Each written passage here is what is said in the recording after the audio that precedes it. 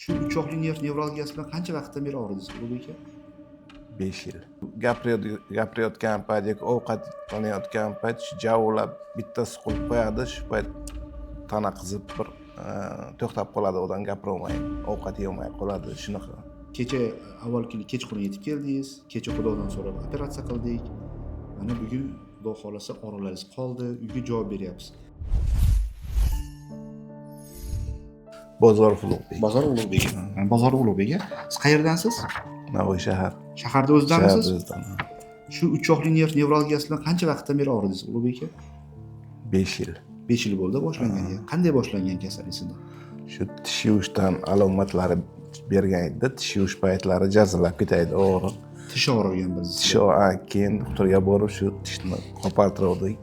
Tishingizda o'zi kasalligi bormidi yo sog' tishda oldirib oldingizmi? Ha, 2-3 ta doktorga ko'rishdik. Yo'q, bu sog' tish deganda ham shu baribir keyin og'raverdi shu tish. Keyin do'stimga borib olgin shuni dedik, olib tashladik. Olib tashlagandan keyin qolmadi og'rig'ingiz. Endi 5 kun, 1 hafta qolganday bo'ldi. Yana boshlanaverdi. Qachon qo'yildi diagnoz sizga shu uch oqli nerv nevralgiyasi deb? Shu ungacha stomatolog yuribdingiz-da siz? Stomatologga faqat murojaat qilganman. O'sha stomatolog tishni olgandan keyin yana o'sha do'stimga aytdim, shunaqa deganimdan keyin u kishiga yubordi-da, nevrologga. Seniki demak tishdan emas ekan, nevropatolog bor dedi. Keyin sizga nevropatolog lecheniya qildi. Ha, u kishi keyin ukol dori yozib berdi. Bir kurs olindi. Endi bu 4,5 yil oldin. O'sha payt ozgina chekindi orqaga. Kasallik kamaydi. O'rtadan yana 2 oy, 3 oy o'tib, yana shu gapirayotgan payt yoki ovqatlanayotgan payt shu javlab bittasi qilib qo'yadi, shu payt tana qizib bir to'xtab qoladi, odam gapirolmaydi, ovqat yemay qoladi, shunaqa. Og'rig'ingizda unaqasi bormi? Sezoni bormi? Masalan, qishda og'riydi, yozda og'rimaydi, yo yozda og'riydi, qishda og'rimaydi degan issiq sovuq ahamiyati bormi og'rig'ning? Issiq sovuq ahamiyati bor. Menga sovuq yoqmaydi. Qish vaqtlarida demak ko'proq og'riydi. Qish vaqtlarida ko'proq og'rigani uchun shu qish vaqtlarida issiq yo'lkalarga ketib qolaman pastga. Chetda yurasiz. Chetda yurayman. Lekin yozda ham baribir bezovta qiladi. Yozda ham bezovta qiladi. Masalan, ayrim yozda kuniga ham mana do'konga kirsak, kuchli konditsioner bor ekan, to'g'ri ishimiz bitmasa chiqmadik-da bu yerdan, sovuq ekan. Shundan qo'zg'adi. Keyin yozda kuniga ham yoki bahorga ham, kuzga ham odam ozgina shamollash payti kuchayib ketib qoladi. Siz bizga men hozir telefonimdan ko'rsam, siz menga 1 yil oldin yozgan ekansiz. Iyul oyida, 2024-yil iyul oyida yozgan ekansiz. Keyin mana kecha avvalgi kechqurun yetib keldingiz. Kecha Xudodan so'rab operatsiya qildik. Mana bugun Xudo xolasa oralaringiz qoldi, uyga javob beryapsiz. Ko'pchilik qo'rqib sizga o'xshab yurganlar uchun edi bu.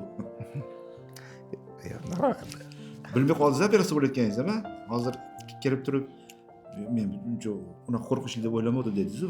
Hozir yig'layapsiz-ku, nima xursandchilikda yig'layapsizmi yo havo bo'lib yig'layapsizmi? Yaxshi.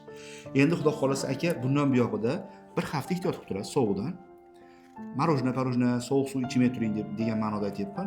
Undan keyin marojna yeysizmi? Sovuq suv ichasizmi? Mashali magazinlarga, konsert nimalarga kiraverasiz. Endi sovuq o'lkalarga ham bir borib ko'ringiz, nimaga? Bunaqaga sayohatga. Sovuq o'lkalarga Rossiyaga borasizmi? Bir aylanib borsangiz bo'laveradi hamma joyga. Xudo xolasa orollar bo'lmaydi. Endi mana nimangizni bu yoqqa qarab turing, mana ko'chirib olib tashlayman. Navoiydan juda ko'pchilik operatsiya bo'ldi. Bizda shahardan ko'pchilik mana imkoniyati bor ba'zi odamlarda qayerga borishni bilmay yuribdi-da. Mana hozir kecha sizdan oldin bitta bemorni operatsiya qildik dedim-ku. U bola bechora Ozarbayjonga boribdi, Koreyaga boribdi. Ozarbayjonga borib 2 marta operatsiya qildiribdi. Koreyada operatsiya qildiribdi, foyda bermabdi. O'zi oilaviy doktor ekan ular. Xotini nevropatolog ekan. Shu kasalni davolaydigan doktor ekan xotini ham. Mana kecha keldi. Unga aytdim, men siz bilan dedi, oldin men gaplashgandim dedi, 3-4 yil oldin dedi. Sizlarga operatsiya bo'lgan bemor bor ekan dedi. Kim desam, Dilorompa dedi. 2023-yil telefon qilgan ekan u bola menga. Keyin Dilorompa aytdi dedim, 2 yil bo'ldi operatsiya bo'lganimga, yaxshi yuribman, o'shaga bor dedi. Keyin kim desam Dilorompa dedi, topib qidirsam 2021-yil operatsiya bo'lgan ekan ayolimiz. Men dedi ishonmadim deydi. Endi dedi men Samarqandda bo'lsam, Andijonda ham bo'larmi shunaqa narsa dedimda, keyin Ozarbayjonga ketib dedi. Oxiri baribir keldi mana. Kecha keldi, operatsiya bo'ldi. Dori ham ichmay kelgan ekan. Choy ichmasdan kelgan operatsiya bo'ladigan bo'lsangiz dedi. Dori ham ichmabdi. Juda operatsiyadan oldin suhbatlashayotgan vaqtda bizda ham og'rib turdi qattiq. Kecha mana operatsiya qildi. Kecha sizni ham og'riqingizni qo'zg'atingchi deganimda, kompyuterda sanchib ketib qoldi-yu.